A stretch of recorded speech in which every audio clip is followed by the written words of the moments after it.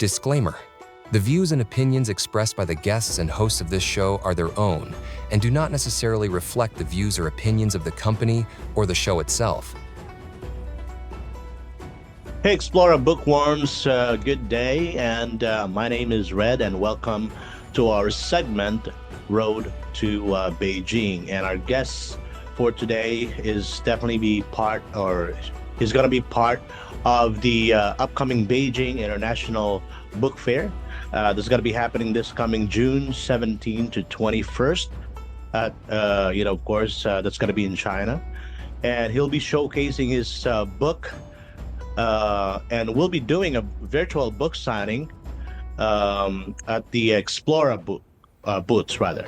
So if you are interested to get to know more about the author that we'll be featuring today, then I would, really invite you guys to stop by and meet the brilliant mind behind this wonderful and interesting book that we're going to be talking about today. So, I would like to welcome again our guest for today, Dr. Donald Steele. He's the author of this wonderful and interesting book, No Soldier Left Behind. Good afternoon or good evening to you, Dr. Donald Steele. Oh, good afternoon. Thank you. And, for those who are watching us today, I guess they might wanted to know more about you. Can you give us a little background of who Dr. Don Steele is? Yes, I was born in Michigan, in Saginaw, Michigan. I went to undergraduate school at Central Michigan University and did my master's at Central Michigan University. And then I did my doctorate at The Ohio State University, earning my doctorate in philosophy and psychology. Wow. Since then, I've been an active coach with professional athletic teams, with executives, with movie stars and people like that. And more recently, I stepped up my authoring. I wrote several books for The Ohio State University in state-level educational policy making, and also wrote one on anticipating and managing the future. I was superintendent of schools in my hometown of Saginaw, Michigan, then superintendent in Toledo, then superintendent in Seattle. And at that point, I started my business career as a psychologist. Yeah. Well, that's an amazing, background right there of yours, Dr. Steele. But I guess one of the questions that I have in mind right now is that with how do you is there any kind of inspiration that came up to you that, okay, I want to be an author, I want to write a book? Well, I'll tell you, it started, I'd written several books because the Ohio State people thought I was a good writer. And so they put me to work on a federal study of state-level educational policy making. That started it. And then I wrote another book for them about managing the future. And then when I got into psychology, I didn't write any books, but I did lots of manuals, lots of coaching sessions, and had an opportunity to work with really high-performing people. I consider myself an optimal performance psychologist. But did I answer your question? Yeah. I mean, Yeah, was that the inspiration? Okay, I want to start writing a book because I feel like, okay. Okay, when I came back to Saginaw as a consultant, I was doing succession planning with the Shepler Mackinac Island Ferry Company that ferries people from lower peninsula of Michigan to the upper peninsula. And I did a year of consulting with them on succession planning. And at the end of that, I said, you folks have been in business for 70 years. You ought to write a book about this.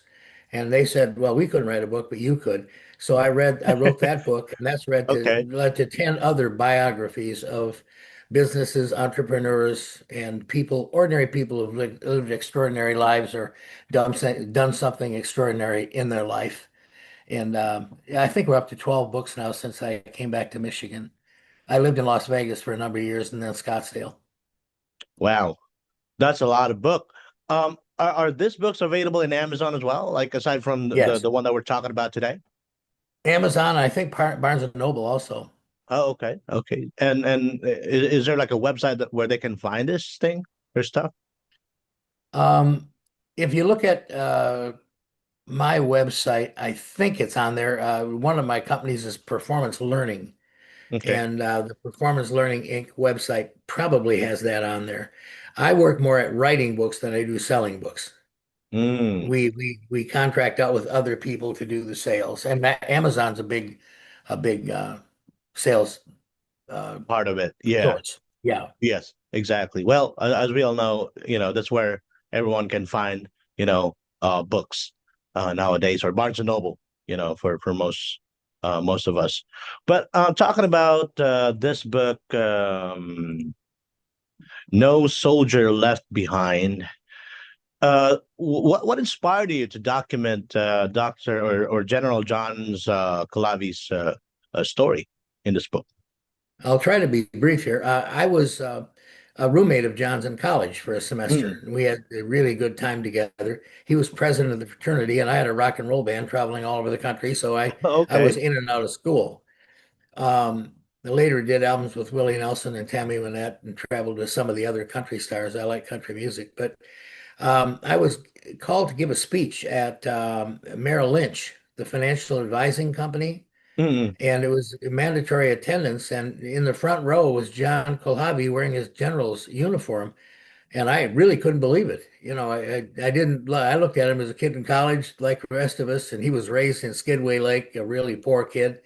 But he had gone into the military and risen to the level of general, brigadier general, and so we became fast friends again after about 30 years of not seeing each other and not knowing what happened. Wow. And from that, I was writing a biography books about some other people too, but I thought, what a phenomenal book this is! What a story! And that's why I wrote the book. Well, thank you for sharing that one, Dr. Steele. And how did your friendship with John at Central Michigan University influence the way you wrote this book?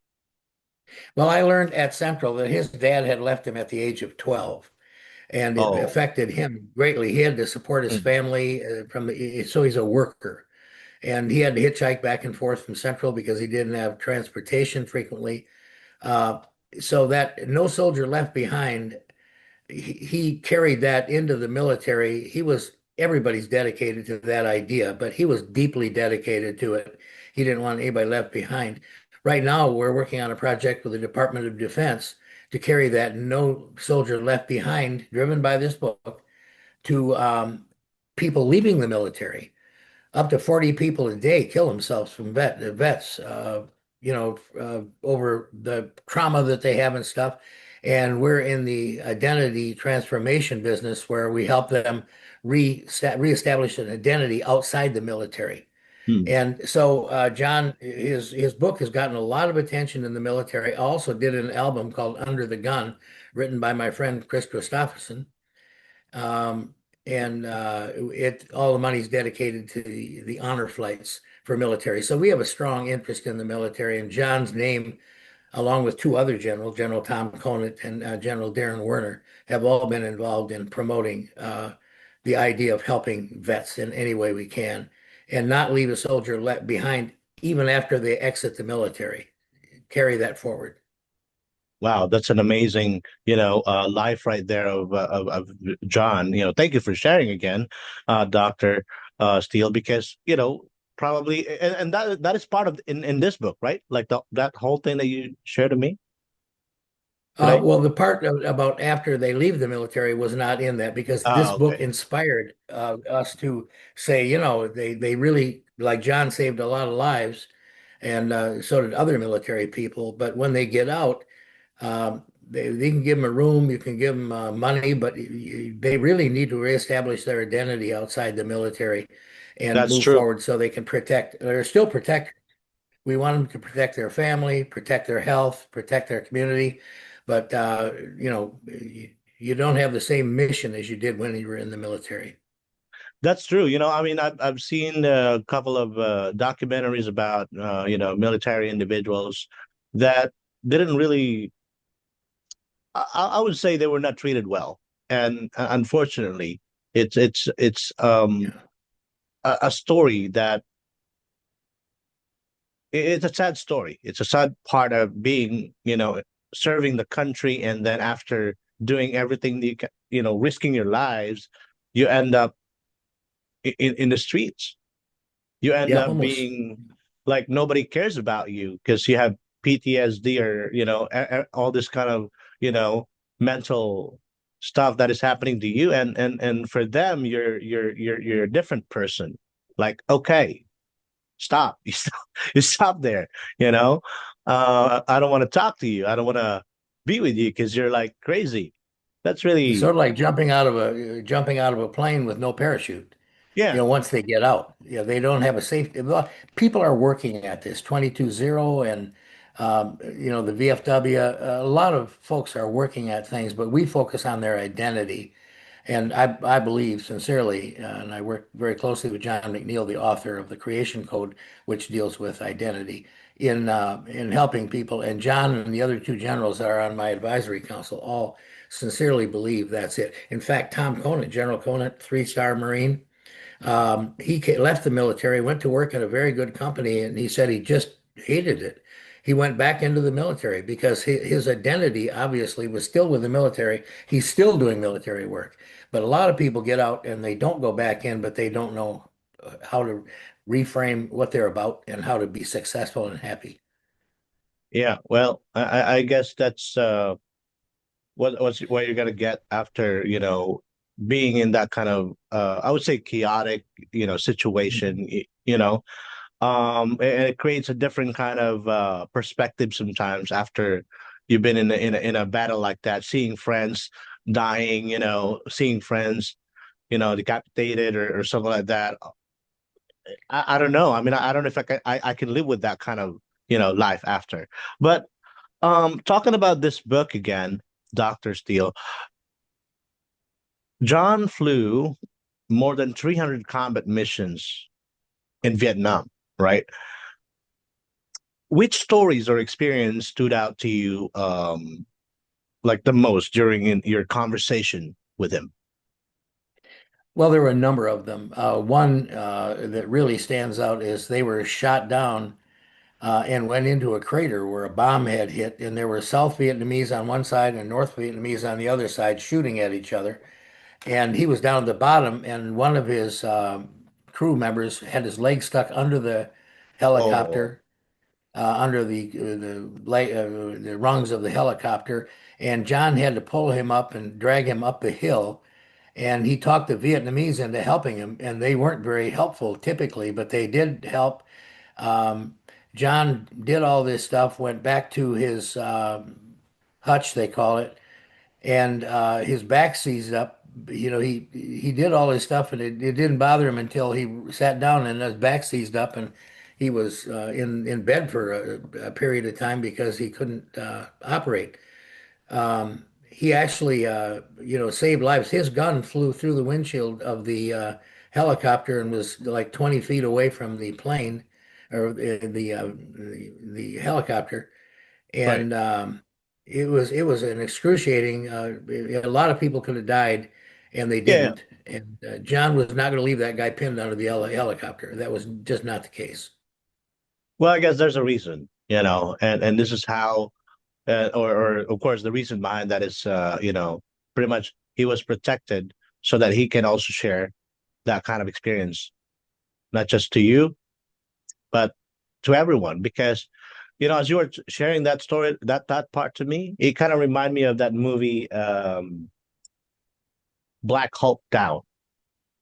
That was like a Oh long yeah, time ago yeah. movie. I couldn't remember who's the director of that, but it's a great movie, because they were basically that's exactly what happened to that helicopter, that Black Hawk. It's I think that's what they call it, and went straight to like where like their enemies are, and luckily some of those guys were, or the pilot himself is alive, you know, Yeah, after that John's story crash. is kind of a Yeah, John's story is kind of a master class in courage and resilience Mm, and faith that he could um, he could do more than was asked to make sure no soldier is left behind, and he lived up to that standard throughout the military career. And then even afterwards, he was very successful in business, by the way.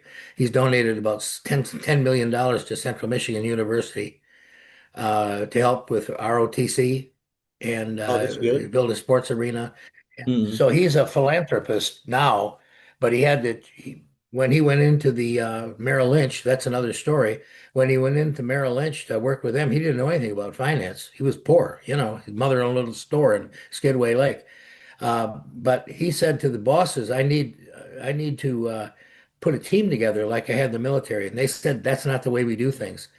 And John went to Reagan, who was under President Reagan, Donald Reagan, who was the Right. head of Merrill Lynch internationally. And he told him his story. And Reagan, being a former military guy, said, go ahead and do it. And that changed Merrill Lynch. From now, they all have teams. But he became a super salesman for them, and a great financial advisor, I should say. He's not selling for profit, but selling for change, coaching people. Well, Um, a a remarkable very person.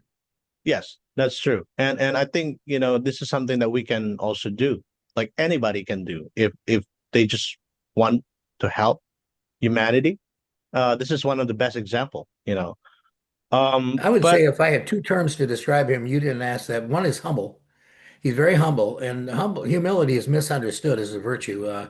It doesn't mean thinking less of yourself. It's thinking of yourself truthfully and perhaps less often. And also the term servant leader. He really served the military like he served his mother and his family, and then went on to serve the kids at Central Michigan. So that was kind of, and he's gone way beyond that. But those are kinds of things that drove John. That's why the title "No Soldier Left Behind" could be "No Person Left Behind," "No Child Left Behind." right. Those kind of things. Well, that's an amazing story, pretty much. If I will summarize everything that you said, Dr. Steele, because there's a lot of interesting, inspirational books out there, but this one is we can say a little different, and and and and I guess or I believe there's a lot that they can pick from this book. If you guys are watching us live right now, I would really suggest you to purchase the book. And this book is actually being rated um, 4.8 stars in Amazon. That's an amazing book. And everyone, I'm inviting you to get this book, get a copy of this book, get a signed copy of Dr. Steele's book in the Beijing International Book Fair. All right. But anyway, going back to the book here, Dr. Steele, I would like to also ask you this. What do you believe is what do you believe is General John Kulhavi's lasting legacy?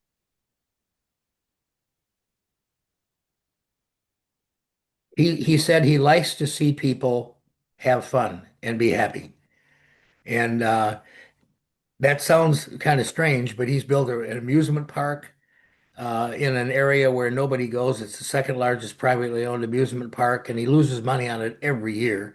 But he wants kids in remote areas to be able to have fun and be with their family. And taking a whole family to an amusement park today can be very costly. And it's only very costly to John, not to the parents and the children, because he makes it literally free, and it's really a world-class facility. And that okay, you mentioned that it's free, right? Like anyone can enter in this facility and have fun, right? Well, it's so inexpensive, it might as well be free. Yeah. Yeah, It why costs not? John. He underwrites the losses. Mhm. Well, that's sad that it's there's only a few people, I guess, that's visiting that part, correct? No, no, he gets a lot of visitors. Well, they have to go so far. They have to go to Saginaw or Detroit or Lansing or Grand Rapids Okay. to get some of these experiences. So up in northern Michigan, all these little communities, now they can go within 10 or 15 miles or 20 miles and be at a really nice amusement park and Oh, have a good time and do it at have very fun. affordable costs. Right. Okay. That Yeah. sounds great. And I'd like to also ask you this. The book mentions that John created the first financial advisory team in the brokerage industry. Can you share how that idea came about, or like, yeah, well, what's how it all started? Like, I know you kind of partially All right. shared I that talked earlier. about that a little bit already. Yeah. I talked about that a little bit already. When he joined Merrill Lynch, he didn't know anything about finance, but he tried to do it and it was not working very well. And he said, I need to put together a team. And they said no, basically. So he talked to his boss and he was allowed to go see Donald Regan, who was the corporate president of Merrill Lynch. And Regan had military experience, and he said, I agree with you. And after John became the top salesman in Michigan and one of the top 100 nationally, right now, all of Merrill Lynch has teams. So he influenced bringing the military into the finance industry, you could say. So he was able to transition really, effectively from being from the military to the financial industry, right? So far. And then making a lot of money, he became very, very philanthropic. For example, building an amusement park for kids like him when he grew up and couldn't afford to do those things. So they could. That's the kind of thinking John has. He's the most generous person I've ever met. He's very, very generous in all aspects of his life. Well, I wish I we can think have people should. more. Yeah, sorry to cut you off, but I wish we So, can have more of like Johns in this world, right? That so yeah, that we don't have to really have this kind of issues and problems. I mean, personally speaking, there's a lot that is going on right now in this world. The war, the money issue and all that kind of stuff. The government, I mean, why can't we just be just like John? And yeah, so at least we can be happy, right? I mean, I guess that's a privilege that we can get as a human being as we live our lives. that's well said. I think John, the lesson primarily from John that I see is he's from Skidway Lake, which is this big. It's a tiny little community. It's remotely located. But one thing nice about Skidway Lake is you can go anywhere from Skidway Lake, and John proved that. He left Skidway Lake and he's traveled the world now and he's influenced the world in so many ways. It's great to have him as a friend and it's great to have him as business, interest in the book. And we thank you folks for going to work to promote this book. And, the Beijing thing is very important. And some of the things you're going to do in New York are very important. So we deeply appreciate it. And so does John. Well, thank you, Dr. Steele. And what message or wisdom do you hope readers will take away from this book? I think that it's a common message, but it doesn't matter where you came from. We're all living a life, but you can become more. And John became much more than you'd ever projected. Even when we were in college, I never would have projected he'd be a war hero or anything like that. Mm, Um, but I liked him, and he was a born leader because he was president of our fraternity, and um, he was just the kind of a guy who wasn't afraid to take the reins and be in charge. And a good leader because he was a servant leader type. He didn't boss people around. He just demonstrated by his behavior and by his ethics that, how to lead. right. That's a good example of being a leader, pretty much. He's a good Mhm. example, right? And Yeah, I think this book is not just for those who are trying to try to understand how to be nice, how to be amazing, and or how to be an amazing human being in this world, but even for those leaders in the professional industry or big industry, they can learn from the story of John. yeah, What do you yeah. think, Dr. Steele? Oh, yeah, they can. Business leaders can learn from him. Military people can learn from him. He's a walking manifestation of getting things done the right way. Well, I'm inviting you again, and everyone rather, to get this book in Amazon. Again, it's rated 4 4.8 stars in Amazon with 21 comments. And I don't think this individual that actually purchased this book and even left a comment here about this book, I don't think they will really take the time to put that in there if the book is not worth of your time, right? And again, I'm inviting everyone to go or to visit our booth in the upcoming Beijing International Book Fair. Dr. Steele will be doing a virtual book signing. And of course, all of the signed copies will be there available for everyone or anybody to pick up. All right. So at least you can get a signed copy from Dr. Steele. And is there like a signature of General Kulhavi in this book as well, Dr. Steele?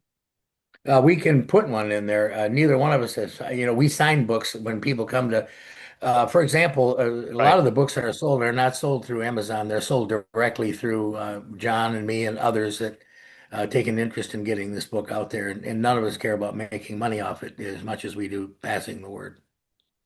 Well, thank you. Thank you for that wonderful inspiration as well, Dr. Steele, because I mean, we have our own, plans, right? When it comes to our book. Some are trying to make money out of it. Some are just pretty much want to share a wonderful story, inspirational story. But my I guess my last question for today is that what do you think, or why do you think General Kulhavi's story remains relevant in this, modern world that we have? Well, I think one of the things is a lot of the people coming out of the service during the Vietnam War were spit upon and all that kind of, people blame them. Now they have a great appreciation. I think the shift has been from we're against war, but we're not against the warriors. The warriors were doing what they had to do to protect America and protect all of us. And they shouldn't have been treated the way they were treated. And now people are really interested in seeing the good side of what these people have done in life from that battle. And they didn't start the war, but they contributed up to their lives. Many people gave their lives, and those people that came back are thankful for the people gave their lives, and a lot of guilt. The things that go along with that. So we want to help them in all ways, and this is a crucial way to help them. As book sales and a possible movie, that's going to be great for people. Yeah, I totally agree with you, Dr. Steele. I wish I can see this in a big screen someday. Netflix, maybe, Hulu. I don't know if that's still available right now. Yeah, Hulu, yeah. it is, right? Okay. Where else? I mean, any big screens, or platforms where you can actually like watch movies. I would really appreciate to see this, maybe as a documentary, right? That Yeah. can be another thing. At least we can get a better insight of about the book, about you, about General Kulhavi, right? Yeah. And yeah, that's pretty much all for today, folks. And if you are again interested to get a copy of this book, go to Amazon, go to Barnes and Noble. No Soldiers Left Behind. That's the title of the book. There's a subtitle, which is The Life and Times of Brigadier General John G. Kulhavi, which is pretty long, but all you got to do is type in No Soldier Left Behind and put Dr. Don Steele, and that will give you that pretty much the exact book. And do you have any upcoming events that you will be participating, Dr. Steele, aside from Beijing? Anything related to the book, or pretty much that's what I wanted to see. Maybe we can promote that here. Well, John has done book signings before, and so have I. And what we'll do, if you'll connect me with your contact information, I'll let you know what's coming in the future. I don't have that at the tip of my tongue right now. It's all right. Well, thank you very much again, Dr. Steele, for having us here today. And any message for our viewers for today? Any like where they can purchase the book? Do you have any social media platforms, maybe? aside from Um, Amazon?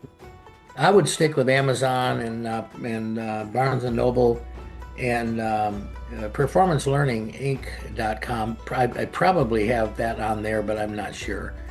Well, we're gonna flash that in our screen, that website that you just mentioned. So at least they don't have to, wonder how it's, how they can find it. Yep. Okay. All right. Well, thank you very much again, Dr. Steele. Have a great day. And thank you.